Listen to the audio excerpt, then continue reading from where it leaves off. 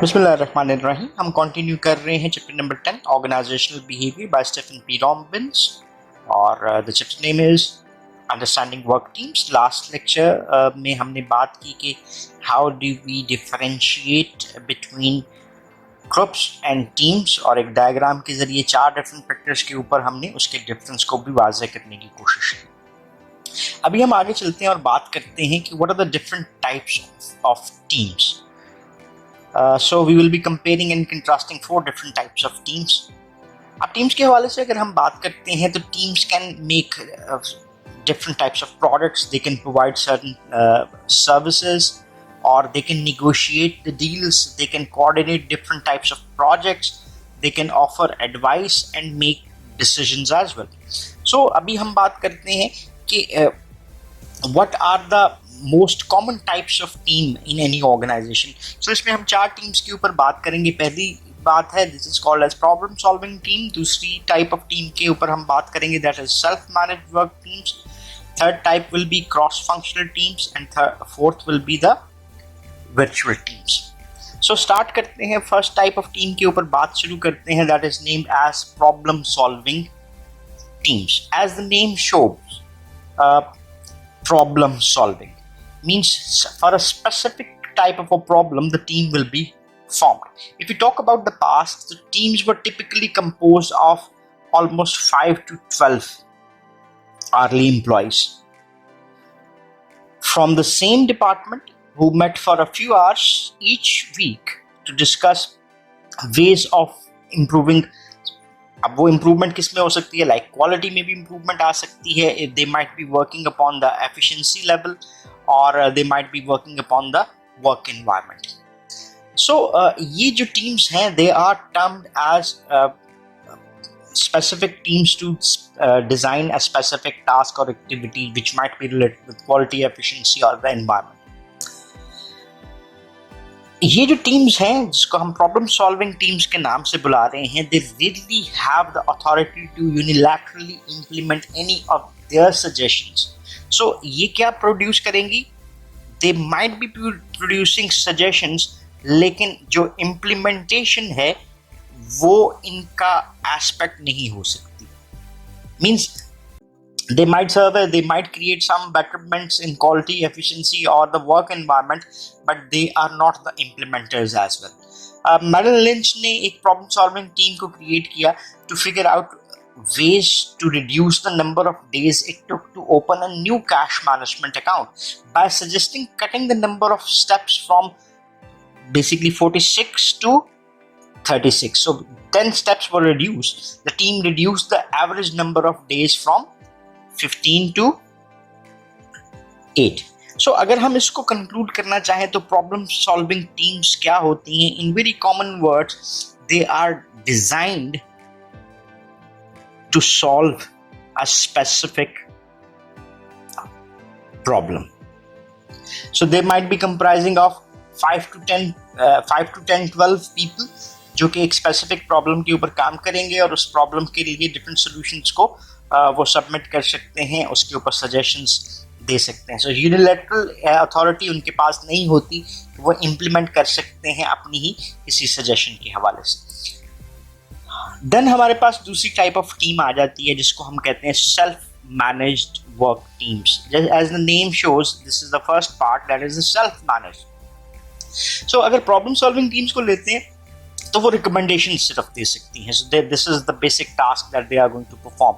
लेकिन कुछ ऑर्गेनाइजेशंस इससे आगे भी चलती हैं टीम्स को यूटिलाइज करने में, और ऐसी टीम्स बनाती हैं that not only solve the problems but implement the solutions as well. So इसमें अब आपको एक इनहैंस इम्पैक्ट नजर आ गया टीम्स का. वो कौन सा एस्पेक्ट है, वो है सोल्यूशन का. And then they might take responsibility for the outcomes as well.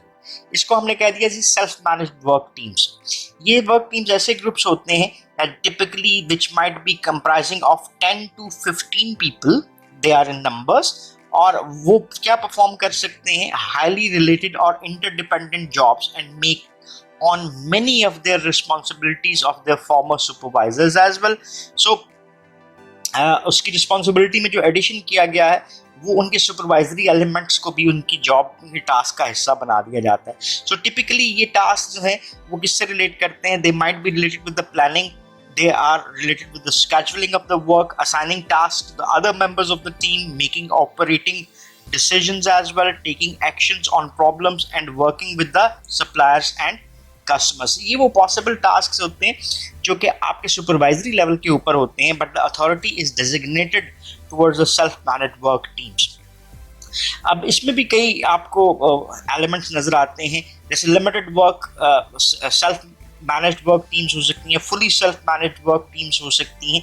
So fully self managed work teams even select their own members and evaluate each other's performance as well. So एक जो selection of the team members का element आता है वो भी किसकी तरफ चला जाता है? वो भी इस टीम के बेसिक जो पर्पस है, टास्क है, उसमें शामिल कर दिया जाता है. जो supervisory positions take on decreased importance and are sometimes even eliminated. जो सेल्फ मैनेज्ड वाला एस्पेक्ट है वो भी आपको इस चीज को सपोर्ट करता हुआ नजर आता है कि यहाँ पर जो सुपरवाइजर का एलिमेंट है वो या तो आपको रिड्यूस्ड फॉर्म में मिलेगा या बिल्कुल एलिमिनेटेड मिलेगा कि individuals are responsible for themselves and they are responsible for the work teams as well. So research थोड़ा सा बताती है कि इफेक्टिवनेस जो सेल्फ मैनेज्ड वर्क टीम्स की है वो एट ऑल टाइम्स उस तरह से आपको पॉजिटिव नजर नहीं आती. एक डिफरेंट एलिमेंट जो हमें इसका नजर आता है वो है कॉन्फ्लिक्ट का, क्योंकि सेल्फ मैनेज टीम्स जो हैं वो टिपिकली कॉन्फ्लिक्ट्स को इतने अच्छे तरीके से रिजॉल्व नहीं कर पाती. जहाँ पे डिस्प्यूट्स आपको अराइज होते हुए नजर आते हैं, मेंबर्स एट टाइम स्टॉप कर देते हैं कोऑपरेटिंग एंड पावर स्ट्रगल भी आपको उसमें इनहैंस फॉर्म में नजर आती है. और ये पावर स्ट्रगल जो है अल्टीमेटली जो ग्रुप है, टीम है, उसकी परफॉर्मेंस को भी क्या करती है? रिड्यूस करती हुई आपको नजर आती है. इसके अलावा इंडिविजुअल्स जो हैं इस टीम्स के ऊपर they can report high level of job satisfaction than other individuals, और इसका एक बेसिक एलिमेंट सेल्फ मैनेजमेंट भी आपको नजर आ सकता है. So they also sometimes have higher absenteeism and turnover rates, ये भी पॉसिबिलिटीज इसमें नजर आती है. और एक large scale study of the labour productivity in British establishment that also found that using teams in general does improve labor productivity, but no evidence supported the concept as well. So ये तो हमारे पास होगी जी second type of work team. तीसरी जो team हमारे पास नजर आती है इसको हम कह रहे हैं जी cross functional work team. So cross functional teams आपको क्या नजर आती हैं? एज द नेम शोज, ये हमारे पास एक एग्जांपल आ गई. ये हमारे पास डिफरेंट फंक्शंस हैं, HR, marketing, finance, accounting, production, procurement. अब हमने टीम को क्या किया? ये जनाब हमने ये वर्क टीम बना दी जिसमें हर डिपार्टमेंट से एक एक बंदा हमने इस टीम में शामिल कर लिया है, और that's why it is called as a cross functional team. Cross functional teams जो हैं वो फॉर्म ऐसे की जाती हैं कि उसमें जो different functions of the organisations perform किए जा रहे होते हैं उसमें से वर्क टीम की रिस्पॉन्सिबिलिटीज और उसके मुताबिक डिफरेंट मेंबर्स को पिक किया जाता है. इसमें आपको कुछ बाउंड्रीज भी ब्रेक होती हुई नजर आती हैं और कुछ बाउंड्रीज आपको इंक्रीज होती भी नजर आती हैं. Many organisations have used horizontal boundary spanning groups for decades as well. और 1960s के हवाले से अगर हम बात करें तो IBM created a large task force of employees from across departments to develop its highly successful system 360.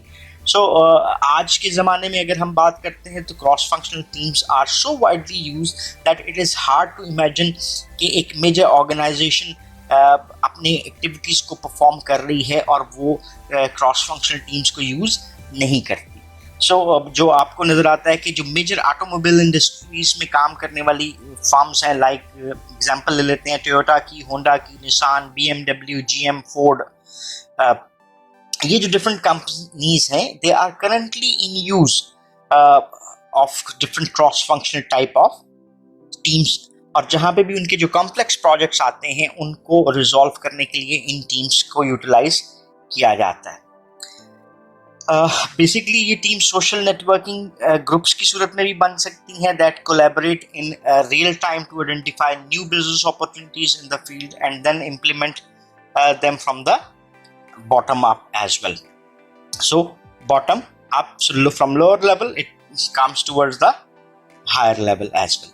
So cross-functional teams को अगर देखा जाए तो they are an effective means of aligning people from diverse areas within or even between organizations to exchange information. So यहाँ पे एक चीज element हमें ये इंक्रीज होता हुआ नजर आता है, that is between organisation. So cross functional teams को हमने यहाँ पर कुछ इस तरह से बनाया था, ठीक है. ये सारे जो मेंबर्स थे हमने उनको क्या किया, इकट्ठा कर दिया. ये सारे इकट्ठे होके एक टीम बन गए और फिर ये हमारे पास एक और ऑर्गेनाइजेशन है और इसमें से भी हमने 2 मेंबर्स को लिया और इकट्ठा कर दिया. सो ये क्रॉस फंक्शनल टीम जो थी विद इन ऑर्गेनाइजेशन थी और ये आउटसाइड द ऑर्गेनाइजेशन आपको काम करती हुई नजर आती है using multiple organisations as well. ये क्या कर सकती हैं, ये ऑर्गेनाइजेशंस में जब इस किस्म की टीम्स बनती हैं तो वो इंफॉर्मेशन को एक्सचेंज कर सकते हैं, डेवलप कर सकते हैं, न्यू आइडियाज, प्रॉब्लम सॉल्विंग कर सकते हैं, कॉम्प्लेक्स प्रोजेक्ट्स को कोऑर्डिनेट किया जा सकता है. सो अगर हम बात करें इन रियलिटी तो cross functional teams are not easy to manage as well. उनकी जो अर्ली स्टेज ऑफ डेवलपमेंट है, जैसे हम बात करते हैं फॉर्मिंग की, स्टॉर्मिंग की, सो ये जो अर्ली स्टेजेस आपको नजर आती हैं किसी भी टीम डेवलपमेंट में, ये लंबी हो जाती हैं. It takes more time for people to get used to each other और मेंबर्स लर्न करते हैं कि वो डाइवर्सिटी और कम्प्लेक्सिटी के साथ किस तरह से चीज़ों को मैनेज कर सकते हैं. बिकॉज क्रॉस फंक्शनल एरियाज में डिफरेंट फंक्शंस के लोग होते हैं, they are very much diverse in their work activities as well. So time लगता है इनके ट्रस्ट को बिल्ड होने में और टीम वर्क के ऊपर आने में, specially among people from different backgrounds with different experiences and perspective. So they are not easy to manage teams. तो हमारे पास लास्ट टीम नजर आती है, that is named as a virtual team. Virtual teams, by the name it shows that team is working how, that is working virtually. Means जो teams को हम virtual meaning में डिस्क्राइब कर रहे हैं वो क्या है कि वो कंप्यूटर टेक्नोलॉजीज को यूज करती हैं कि वो एक दूसरे के साथ फिजिकली डिस्पर्स्ड होते हुए भी एक दूसरे के साथ इंटरेक्ट कर सकें. So they might be working on a common goal but not physically gathered but virtually gathered. So क्या करती हैं जी, they collaborate online using communication links such as wide area WAN, that is wide area network. Video conferencing को use किया जा सकता है, emailing को यूज किया जा सकता है, चाहे वो एक दूसरे से बहुत दूर नहीं है. They might be working at a distance of 1 room within the same building और they might be far away. जैसे जी एक एशिया में बैठा है तो दूसरा अमेरिका में बैठा हुआ काम करता हुआ आपको नजर आ रहा है. इसकी एग्जांपल आपको वर्चुअल टीम्स की बहुत इजीली नजर आ सकती है सॉफ्टवेयर डेवलपमेंट इंडस्ट्रीज में. सो जहाँ पे सॉफ्टवेयर्स बनते हुए नजर आते हैं वहाँ पे software engineers are gathered working together. तो एक इंजीनियर इंग्लैंड में बैठा हुआ है तो दूसरा इंडिया में बैठा हुआ है तो तीसरा पाकिस्तान में बैठा हुआ है. So this is how they are working in a togethered manner. So virtual teams जो है वो टेक्नोलॉजी का बहुत ज़्यादा यूटिलाइज करती हैं and they are most advanced at the moment. और इसी के हवाले से अगर हम बात करें तो nearly all teams today do at least some of their work remotely as well. So आज के जो हमारे ऑर्गेनाइजेशनल सेटअप्स हैं उसमें इंफॉर्मेशन टेक्नोलॉजी की यूटिलाइजेशन भी आपको इंक्रीज फॉर्म में नजर आती है. सो इवन जो वर्चुअल एस्पेक्ट है जो किसी भी वर्चुअल टीम का एक एसेंस होता है, इवन आपको डिफरेंट टीम वर्क में कहीं ना कहीं वर्चुअल एलिमेंट कहीं ना कहीं नजर आता हुआ दिखाई देता है. सो वर्चुअल टीम्स स्पेशल चैलेंजेस को फेस करते हुए आपको दिखाई देती हैं और वो सफ़र भी कर सकती हैं because they are less social और सोशल रेपो उनकी उस तरह से डेवलप नहीं होती. Direct interaction among the members आपको नज़र नहीं आ रहा होता. सो वर्चुअल टीम्स को इफेक्टिव बनाने के लिए मैनेजमेंट के पास कुछ चीज़ें हैं विच दे मस्ट इंश्योर. पहली चीज़ जो हमें नज़र आती है वो है दैट इज़ द ट्रस्ट. तो trust must be established among the members. दूसरी चीज़ है जी team progress is monitored closely. कि चाहे हम वर्चुअली इंटरेक्ट कर रहे हैं तो टीम प्रोग्रेस को मॉनिटर करना बहुत ज़रूरी है. सो एक टाइट कंट्रोल रिक्वायर्ड होता है आपको कि टीम जो है अपने गोल्स से आपको फॉर अवे नजर ना आए. So goals might disappear in the working of these team. So आप अगर क्लोजली मॉनिटर नहीं करते तो गोल्स के साथ आपको इंटैक्ट रहना मुश्किल हो सकता है. और लास्टली जो तीसरा फैक्टर आपको नजर आता है वो है कि efforts and products of the teams are publicised throughout the organisation. ठीक है. सो टीम्स को आप क्या रखना चाहते हैं, दिस इज अ एस्पेक्ट जो आप टीम को विजिबल रखने के लिए करते हैं. Otherwise no one will know that who has done which part of the work. So एक मोटिवेशन इन्हांसमेंट के हवाले से भी आप इन एस्पेक्ट्स को किसी भी वर्क टीम का पार्ट बना सकते हैं. सो हमने इस लेक्चर में 4 चीज़ों को देखने की कोशिश की. इसको डायग्रामेटिकली भी देखते हैं. टाइप्स ऑफ टीम में हमने पहले प्रॉब्लम सॉल्विंग टीम्स को देखा, फिर सेल्फ मैनेज वर्क टीम्स को देखा, फिर हमने बात की क्रॉस फंक्शनल टीम्स की, और in the end we have seen the virtual teams as well. So diagrammatic representation of these teams अगर हम देखें तो ये जो आपको फिगर नजर आ रही है इसमें 4 टाइप्स ऑफ टीम की बात की है. So this is one question. तो ये क्या है, that is the problem for which all the people are gathered. इसको हमने क्या कह दिया, प्रॉब्लम सॉल्विंग टीम. देन हमारे पास नजर आता है कोऑर्डिनेटेड मैनर में काम करते हुए सेल्फ मैनेज वर्क टीम्स, जिसका बहुत सारे एलिमेंट सुपरवाइजरी उनको राइट्स के तौर पे दिए जा रहे होते हैं. ये सजेशंस दे सकती हैं, plus they might be involve in implementation of these decisions.